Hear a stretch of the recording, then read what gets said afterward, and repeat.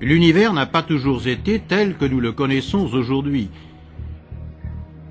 À l'origine, il y avait l'œuf cosmique, un concentré de masse atomique qui explosa après avoir atteint la limite de la densité il y a 15 milliards d'années et projeta ses fragments à travers l'espace. Certains de ces fragments sont restés incandescents et ont formé les étoiles, d'autres se sont refroidis et ont formé les planètes et les météorites. Ces éclats, voyageant dans l'espace, ont fini par former le nombre inimaginable de 10 puissance 11 galaxies qui forment l'univers. L'univers est si gigantesque que notre galaxie, la Voie lactée, déjà immense puisqu'elle contient 234 milliards de systèmes solaires en plus d'une autre, n'est qu'une goutte d'eau dans cet énorme océan.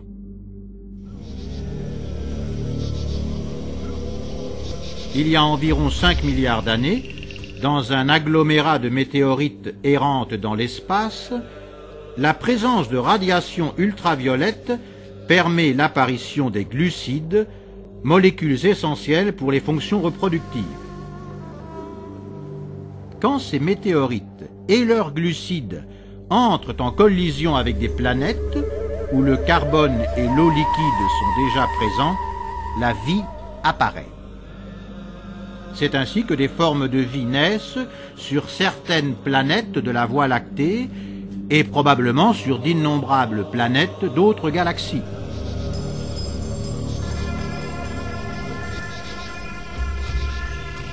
Il y a environ 1 million d'années, la Voie lactée s'anime.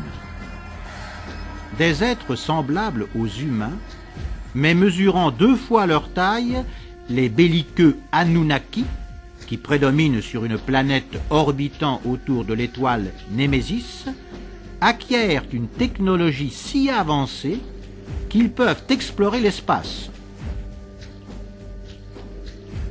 Ils parviennent même à pénétrer le système solaire, colonisant Mars et Nibiru pour en faire des stations spatiales.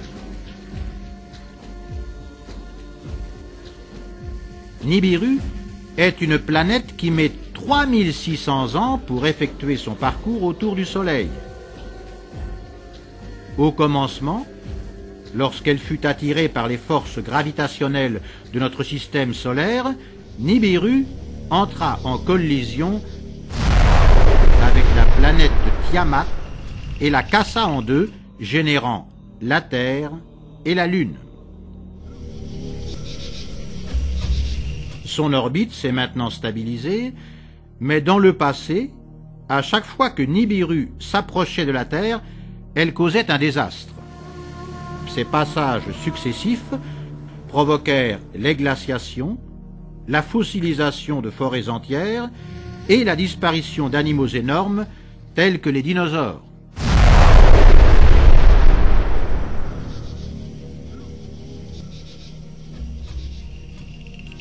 Il y a environ 250 000 ans, à cause de son orbite qui l'éloigne du Soleil pendant longtemps, Nibiru gèle.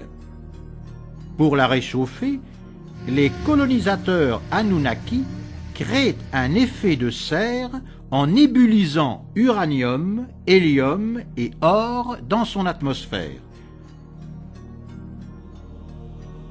Nibiru restait cependant trop pauvre en or.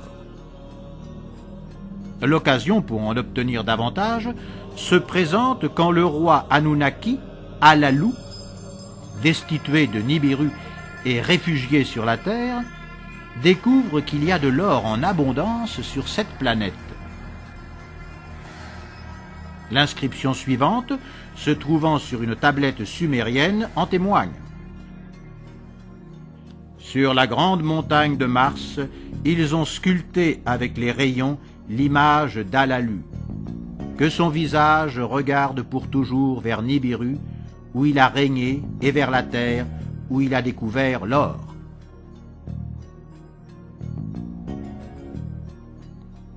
Sur Mars, dans la zone de Cydonia, il y a en effet une formation montagneuse semblable a un visage humain.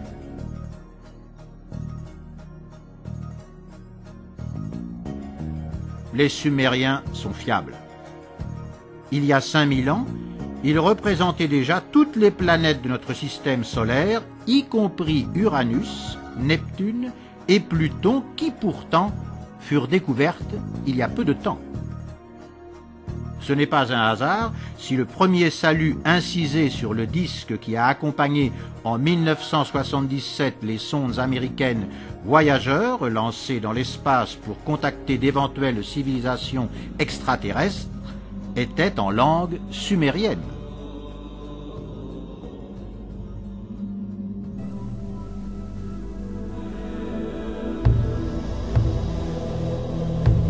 Quand le nouveau roi de Nibiru, Anu, apprend qu'il y a de l'or sur la terre, il prend la tête d'une expédition.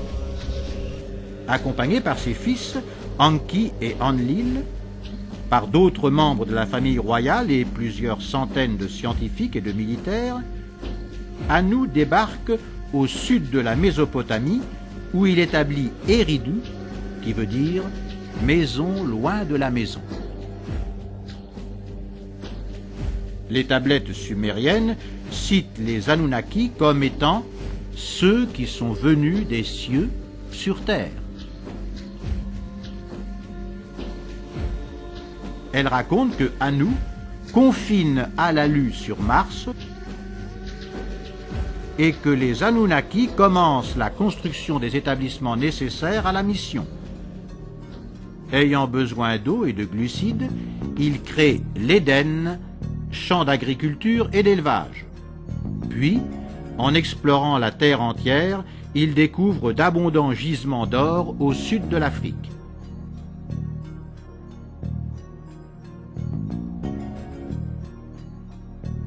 Satisfait, le roi Anu repart et laisse le commandement de la mission à Enlil, son héritier, tandis que Enki dirige les mines d'or dans l'actuel Zimbabwe.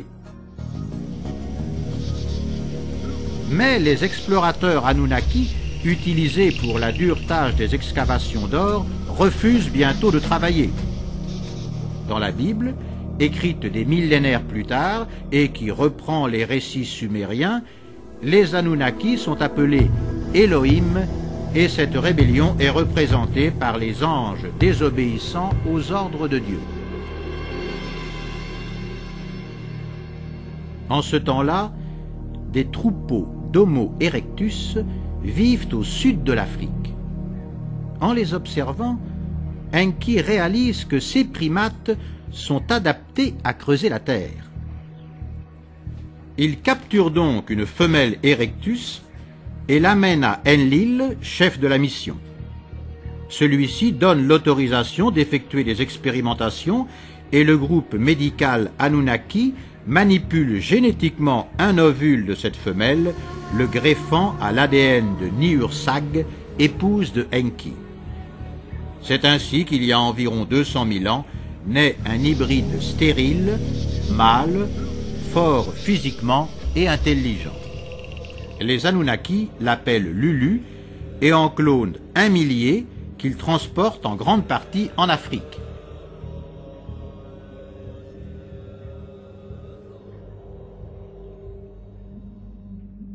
Créés pour obéir et travailler, les Lulus intègrent des concepts inexistants dans la nature. Celui de Dieu, en reconnaissant les capacités supérieures des Anunnaki, et celui de l'immortalité, tiré du fait qu'ils ne peuvent jamais constater la mort des Anunnaki puisque leur espérance de vie dépasse des milliers d'années terrestres.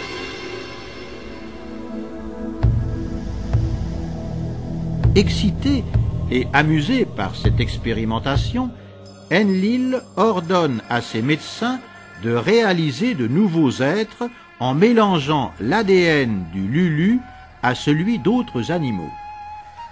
C'est ainsi qu'ils obtiennent le Pan, un être moitié Lulu et moitié chèvre auquel les Anunnaki enseignent à jouer de la flûte.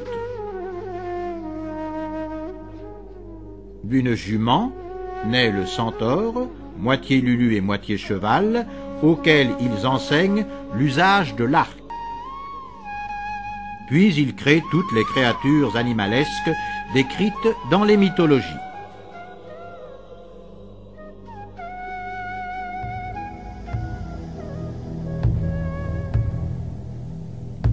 L'amusement se termine lorsque ces hybrides s'éteignent, ne vivant que 100 ans, tout comme les Lulus. Les médecins clonaient en continu, mais en nombre insuffisant. Les travaux traînaient.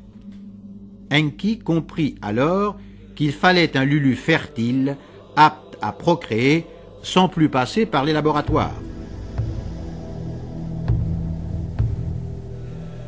Enlil n'était pas d'accord sur ce point. Il craignait une croissance incontrôlable de ces êtres qui auraient pu se rebeller, faisant ainsi échouer leur mission. Enki rétorqua qu'avec ce nombre limité de Lulus à disposition, la mission allait sûrement échouer. Alors, contre son gré, Enlil finit par approuver la fertilisation du Lulu et l'on produisit l'Adama, l'Homo sapiens, le progéniteur de l'homme actuel, créé à l'image et à l'égal des Anunnaki. C'était un Lulu amélioré et fécond qui vivait 300 ans, costaud et de 2 mètres de haut. De l'état de pacifique cueilleur d'œufs et de végétaux, ce primate passa à l'état d'homme, le plus féroce des chasseurs terrestres.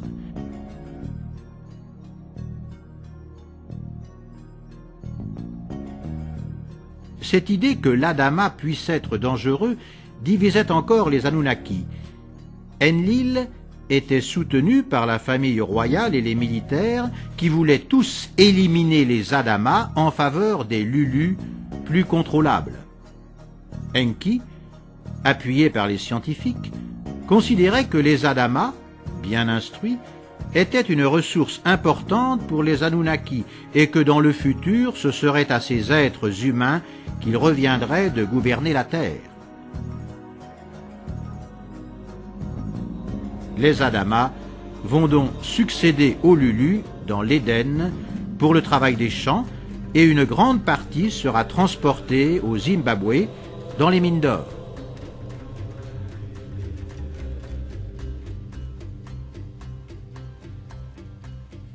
Un problème se pose en Afrique lorsque Enki engrosse 2 femelles humaines et que celles-ci mettent au monde des fils. Quand Enlil l'apprend, il devient fou de rage. C'est un opprobre pour lui, autant que l'union sexuelle d'un homme avec un animal l'est aujourd'hui.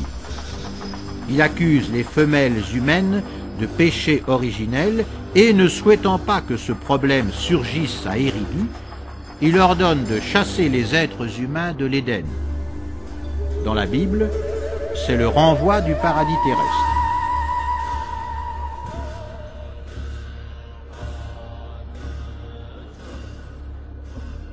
En Afrique, Enki ne chasse personne. Bien au contraire, il enseigne des connaissances supérieures à certains humains pour en faire les premiers rois.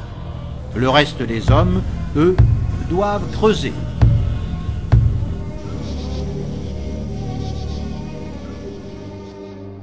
Enki, considéré comme un dieu, confère le titre de prêtre à des initiés et instaure la première religion. Sa règle est l'obéissance totale. La menace ultime est la mort. L'homme est donc contraint de servir ce Dieu impitoyable. Pire encore, ce concept du pouvoir absolu est adopté par les rois qui exploitent à leur tour leurs assujettis avec violence.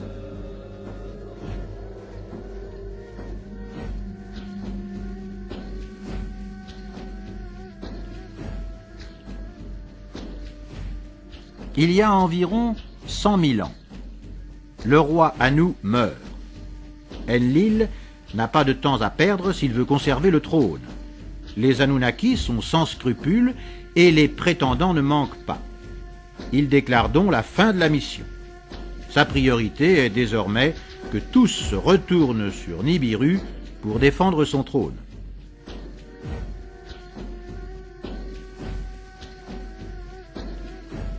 Enki, n'étant qu'un fils engendré par une concubine, sait qu'il ne pourra pas accéder au trône. Il refuse donc de partir, estimant avoir déjà son propre trône en Afrique. Enlil se fâche. Il ordonne aux Anunnaki assignés au port spatial de l'île de Pâques, les fameux Moai, de garder Enki sous contrôle. Puis, lui et sa suite quittent la Terre.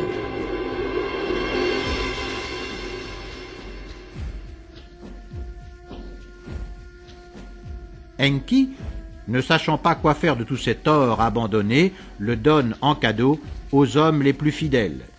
C'est l'âge d'or, et il y en a en abondance à cette époque.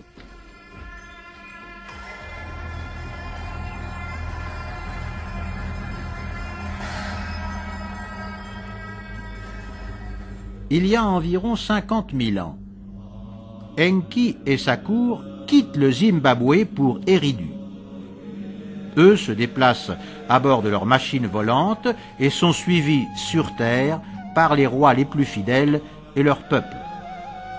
C'est la première grande migration humaine allant de l'Afrique au Moyen-Orient.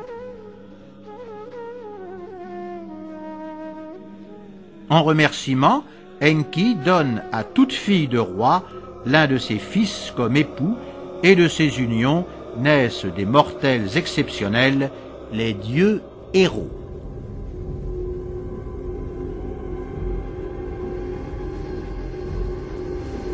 Cependant, à Eridu, cette concentration d'Anunnaki et de dieux héros, tous guerriers, risquant de se transformer en conflit, Enki envoie les dieux héros conquérir la terre entière, déjà occupée par les descendants des renvoyés du paradis terrestre.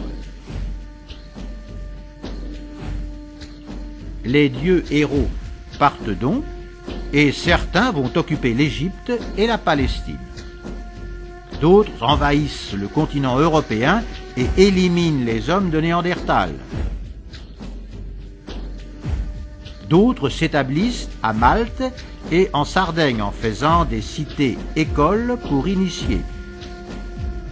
D'autres s'installent sur les terres jadis émergées de l'océan Atlantique et fondent la puissante Atlantide. Et d'autres encore arrivent jusqu'en Chine et en Inde. Les dieux héros équipent leur territoire de bases pour le lancement de missiles, de gigantesques constructions en pierre où garder leurs armes nucléaires et d'énormes phares pyramidaux visibles du cosmos. C'est ainsi qu'apparaît simultanément, en différentes parties du monde, le même type de construction et de culture. À la mort des dieux héros, leur trône passe aux descendants engendrés avec des humaines, formant les premières postérités royales.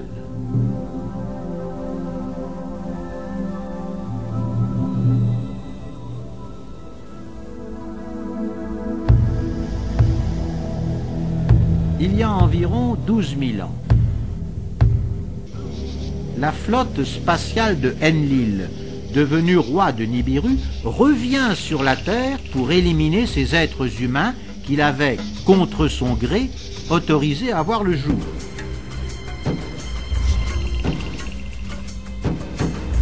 Enki tente de communiquer avec son frère. La réponse est un rayon destructeur qui s'abat entre le Maroc et l'Espagne actuelle. Dans un grondement terrifiant, la terre qui liait l'Afrique à l'Europe se désintègre dans l'air et l'océan Atlantique s'engouffre comme une furie par le détroit de Gibraltar à peine créé. Telle une énorme canonnade d'eau, les flots pénètrent dans la Méditerranée, détruisant les écoles d'initiation à Malte et en Sardaigne.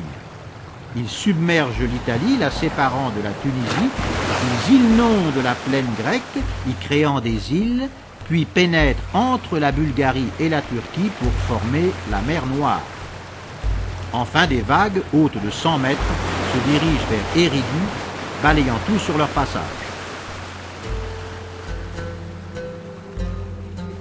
Qualifié de déluge universel dans la Bible, ce désastre ne touche en réalité que la zone allant de la Méditerranée à la Mésopotamie.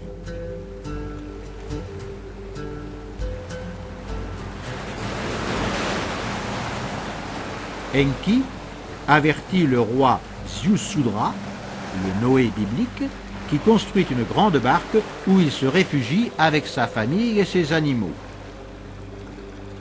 D'autres survivants, provenant des terres désormais submergées par la mer Noire, vont s'installer non loin d'Eridu, où ils fondent Ur, constituant le peuple des Sumériens. Ils ne savent pas qu'ils sont près d'une base Anunnaki. Enlil aperçoit ces quelques survivants humains, mais quand Enki se jette à ses pieds, il triomphe et se satisfait de la situation. Cependant, il n'est pas revenu dans le système solaire uniquement pour punir Enki et les humains. Il doit évacuer Mars, devenu inutile. Il repart donc avec son escorte.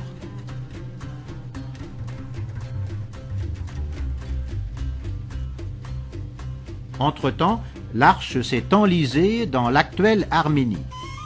Noé et sa famille sortent alors et se regroupent dans les premières agglomérations urbaines. Ils cultivent la terre, élèvent des animaux et vivent en harmonie avec la nature. Oubliant leur origine extraterrestre, ils organisent une société sans hiérarchie et sans discrimination sexuelle, avec comme règle le cadeau pour entreprendre les échanges.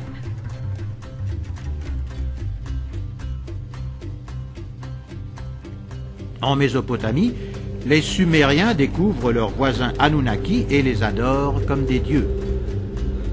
Les Anunnaki, eux, se flattant d'être considérés comme des divinités, s'amusent à exposer leur savoir à ces petits hommes à la tête noire. Dès lors, les Sumériens inventent l'écriture en imprimant sur des tablettes en argile des caractères cunéiformes représentant les expressions phonétiques de la parole. Ils inventent l'école pour l'instruction et ils accomplissent des calculs compliqués en ingénierie, se montrant capables de résoudre des équations algébriques de 3e degré. Ils connaissent le système solaire et inventent le premier calendrier, divisant le jour en 24 heures et l'heure en 60 minutes.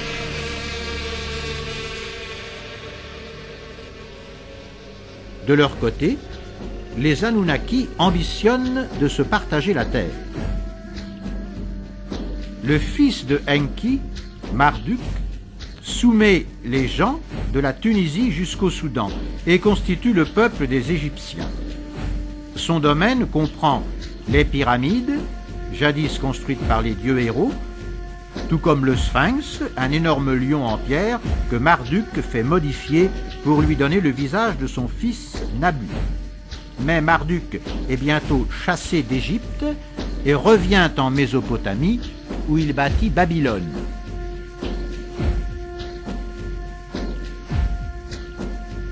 Trois frères Anunnaki, Dan, Rama et Vira, occupent la Scandinavie qu'ils abandonnent pour chercher un climat plus tempéré. Dan occupe la Sardaigne pour s'établir plus tard en Italie où il constitue le peuple des Étrusques. Rama arrive en Inde, mais une race noire très évoluée l'oblige à se replier en Anatolie où il constitue le peuple indo-européen. Le troisième frère, Vira, se dirige vers le détroit de Bering et rentre en Amérique, longe la côte et arrive en Colombie où il fonde la civilisation andine.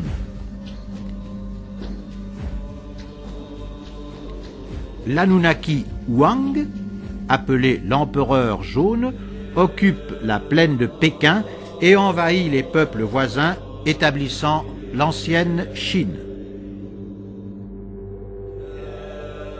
l'Anunnaki Yahweh occupe la Palestine et s'allie à Marduk pour détruire Sodome et Gomorrhe, qui refusent de se rendre.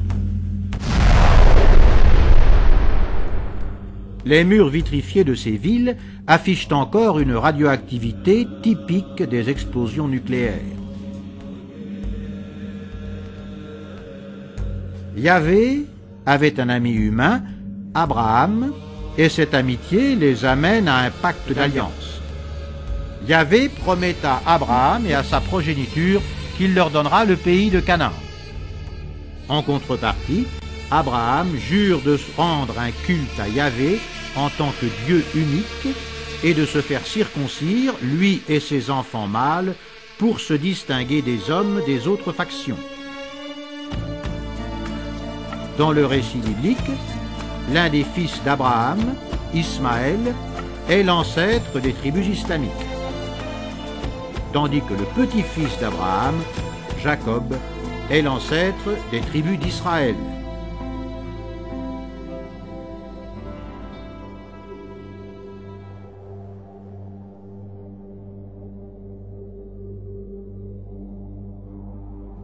Il y a environ 5000 ans, une révolte éclate sur Nibiru.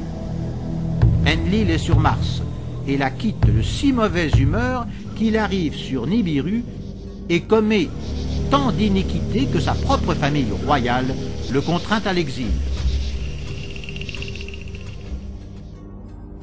C'est Enki qui est alors rappelé d'urgence sur Nibiru comme héritier du trône.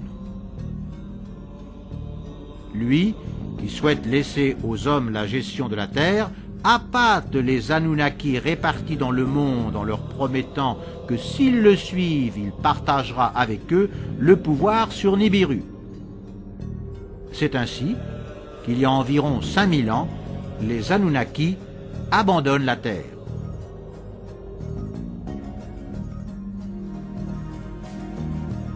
Les annotations sumériennes se terminent d'ailleurs à cette date.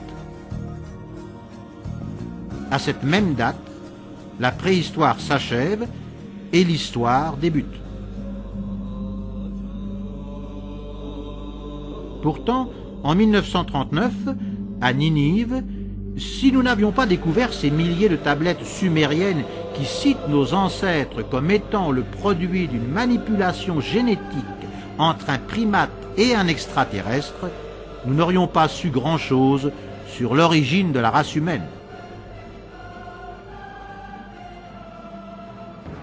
Si ce que les Sumériens ont écrit est vrai, cela explique le manque de pièces prouvant l'évolution darwinienne de l'homme et ces énormes œuvres en pierre que notre technologie d'aujourd'hui ne peut égaler. Si cela n'est pas vrai, très vive félicitations à la fantaisie de ces Sumériens qui, il y a 5000 ans, ont inventé cette histoire fantastique.